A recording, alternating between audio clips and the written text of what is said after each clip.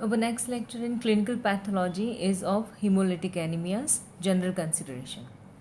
So first is definition. The hemolytic anemias are anemias resulting from an increase in the rate of red cell destruction. Normally, effete red cells undergo lysis at the end of their lifespan of 120 plus or minus 30 days within the cells of reticuloendothelial system, that is in the spleen, and that is also known as extravascular hemolysis. The red cell lifespan is shortened in hemolytic anemia. That means there is accelerated hemolysis. Shortening of red cell lifespan does not necessarily result in anemia every time, because compensatory bone marrow hyperplasia may cause 6 to 8 fold increase in red cell production without causing anemia to the patient. That is called as compensated hemolytic disease. Now there are two mechanisms. First is the red cells undergo lysis in the circulation and release their content into plasma. That is known as intravascular hemolysis. In these cases, the plasma hemoglobin rises substantially and part of it may be excreted in the urine, which is known as hemoglobinuria. So that is first mechanism, intravascular hemolysis. Second, red cells are taken up by the cells of reticuloendothelial system where they are destroyed and digested. That is known as extravascular hemolysis. In extravascular hemolysis, plasma hemoglobin level is therefore barely raised, and this type of hemolysis is more common. This is extravascular hemolysis. Now there are two main categories of hemolytic anemia.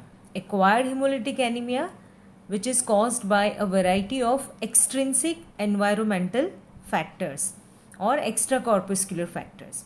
Second is hereditary hemolytic anemias, which are usually the result of intrinsic red cell defects or intracorpuscular cause. Classification of hemolytic anemia in detail: acquired hemolytic anemia or extracorpuscular anemia. First is antibody mediated destruction or immunohemolytic anemias. Again, they are further divided into autoimmune hemolytic anemia, drug induced hemolytic anemia, or isoimmune hemolytic anemia. In autoimmune hemolytic anemia, it is further divided into warm antibody type and cold antibody type. Then mechanical trauma, that is microangiopathic hemolytic anemia.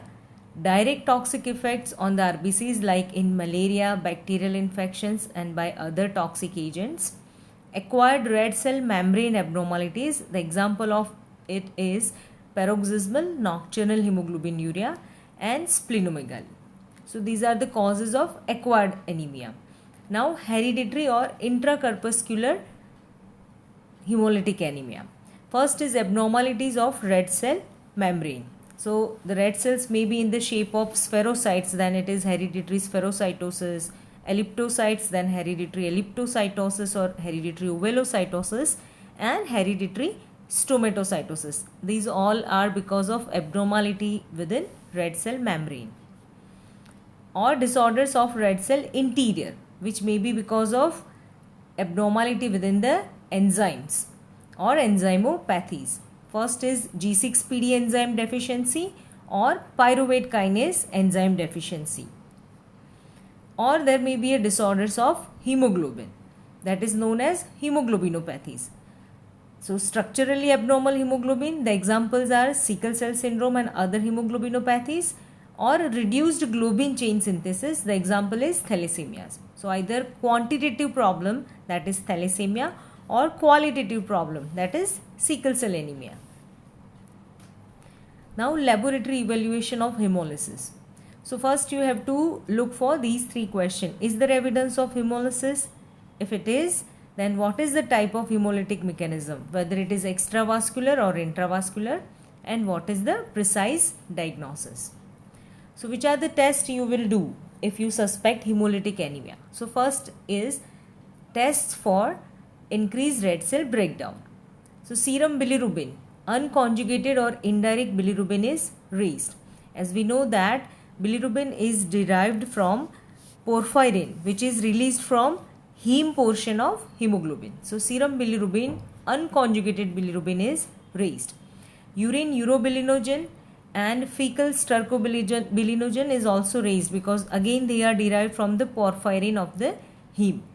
Serum haptoglobin, it is absent or reduced. Now what is haptoglobin? It is a protein produced from liver to clear free hemoglobin from circulation. And after the combination, this haptoglobin and hemoglobin complex is then phagocytosed by macrophages. So whenever there is intravascular hemolysis or whenever there is free hemoglobin within circulation, haptoglobin will bind with the hemoglobin and undergo phagocytosis. So there will be a decrease or absence of haptoglobin. Then plasma lactic dehydrogenase is raised. As you know that lactic dehydrogenase is an enzyme which is present in all living cell and it is abundantly present in the RBCs. So whenever there is lysis of RBC, LDH will be raised. Then you should look for evidences of intravascular hemolysis in the form of hemoglobinemia, hemoglobinuria, methemoglobinemia or hemosideриnuria. Then you may go for test for increased red cell production. So how will you evaluate whether red cell production is raised? By doing reticulocyte count. So reticulocyte count will reveal that there is reticulocytosis, means in peripheral blood smear reticulocytes are increased, which is generally early and is hence most useful initial test for marrow erythroid hyperplasia. So whenever there is marrow hyperplasia, erythroid hyperplasia, the reticulocytes will be released in the peripheral blood and the count of reticulocytes is raised. Then routine blood film, it will show macrocytosis, polychromasia because of presence of reticulocytes and presence of normoblast. Normoblast is a nucleated RBC. In bone marrow, you may show erythroid hyperplasia with usually raised iron stores. Then you can also go for X-ray of bones which show evidence of expansion of marrow space because of there is erythroid hyperplasia, there is expansion of marrow space and that is especially seen in tubular bones and skull. Then test of damage to red cell. You can do routine blood film where you will show a variety of abnormal morphologic appearance of red cell. Like you can see teardrop cells, target cells or schistocytes which are fragmented RBCs. Then osmotic fragility. Then what is osmotic fragility test? In this test, RBCs will be tested to see how easily they are broken in a salt solution. If RBCs are more fragile than normal, and then they will be broken and the test is considered positive. So in this case, osmotic fragility may be increased or may be decreased because of red cell membrane defect. Coombs antiglobulin test. It will detect the presence of immune hemolytic anemia. And then electrophoresis for presence of abnormal hemoglobins like hemoglobin S. Then you can go for estimation of hemoglobin A2 which is increased in thalassemia minor. Estimation of hemoglobin F. You can go for test for sickling to know whether there is presence of HbS, whether there is sickle cell anemia or sickle trait. We will discuss this sickle cell disease in detail in the next lecture. Then screening test for G6, PD deficiency and other enzyme. Then you can go for test for shortened red cell lifespan. A shortened red cell survival is best tested by 51 chromium labeled method. Normal RBC lifespan is of 120 days. It is shortened in hemolytic anemia to 20 to 40 days if there is moderate hemolysis and to 5 to 20 days if there is severe hemolysis. So this is all about general consideration of hemolytic anemia where we have discussed about the definition, mechanism, categories, classification and laboratory investigation. Thank you.